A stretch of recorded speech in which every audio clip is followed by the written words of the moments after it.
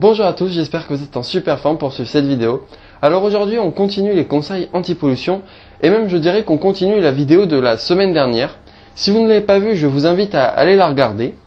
Alors comme vous en doutez, on va traiter tout ce qui est la pollution liée aux vêtements. Et cette fois il y aura réellement les conseils à la fin de la vidéo. Alors maintenant que je dis ça, je n'ai plus qu'à vous souhaiter une bonne vidéo.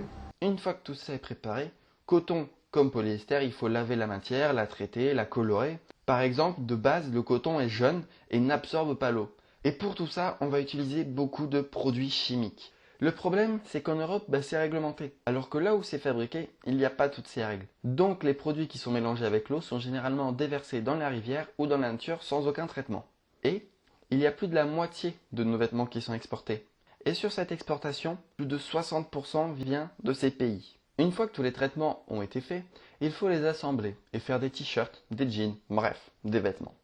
Pour ça, on va changer de pays, car généralement les usines de fabrication ne se trouvent pas aux mêmes endroits que les usines de production. Et ces usines polluent tout autant. Les travailleurs sont généralement sous-payés et travaillent dans de mauvaises conditions. Et le transport entre toutes ces usines pollue aussi énormément, car un simple vêtement peut parcourir jusqu'à 60 000 km avant d'être vendu. Mais il n'y a pas que ça, car la mode pollue aussi notre alimentation. Je sais que ça peut paraître fou, mais c'est bien réel. Cela vient du lave-linge. Car le polyester est une matière non naturelle.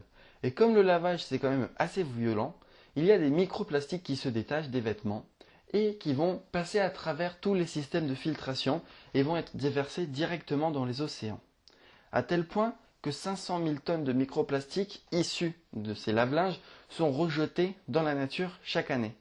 Et ces microplastiques sont ensuite ingérés par les poissons, que nous mangeons par la suite. Et la dernière étape, c'est lorsqu'on les jette. Chaque année en Europe, c'est 4 millions de tonnes de vêtements qui sont jetés, et seulement 20% d'entre eux sont recyclés. Sur ces 20%, 2 tiers sont réutilisés, et 1 tiers est retransformé en autre chose. Ça peut être par exemple de l'isolant. Pour lutter contre cette pollution, on a plein de choses à faire. La base déjà, c'est d'acheter moins de vêtements, et bien réfléchir avant d'acheter. Ai-je vraiment besoin de ce jean ou de ce t-shirt? Et puis, les vêtements à 5 €, ça peut pas exister. Car cela veut dire qu'il y a eu d'énormes économies sur la main-d'œuvre. Donc, les producteurs et les fabricants ont mis leur vie en danger. Par exemple, les producteurs sont exposés à des pesticides. Et les fabricants, eux, sont surexploités et travaillent dans des conditions où toutes les normes sont non respectées. Et ils sont eux aussi d'ailleurs soumis à divers produits chimiques, car ils y sont exposés en permanence. Il faut donc mettre un peu plus d'argent dans les vêtements. Mais il faut quand même faire attention, car il y a des marques qui vendent plus cher leurs vêtements, mais qui sont produits exactement dans les mêmes conditions. Donc ils font juste un plus gros bénéfice. Il faut regarder d'où provient le produit, comment il a été fabriqué. Il faut regarder les labels, chercher du coton bio, de la matière recyclée, etc. etc. Puis, pour la machine à laver, on attend qu'elle soit tout à fait pleine, et on met des cycles courts. Quand les vêtements sont abîmés, on ne les jette pas.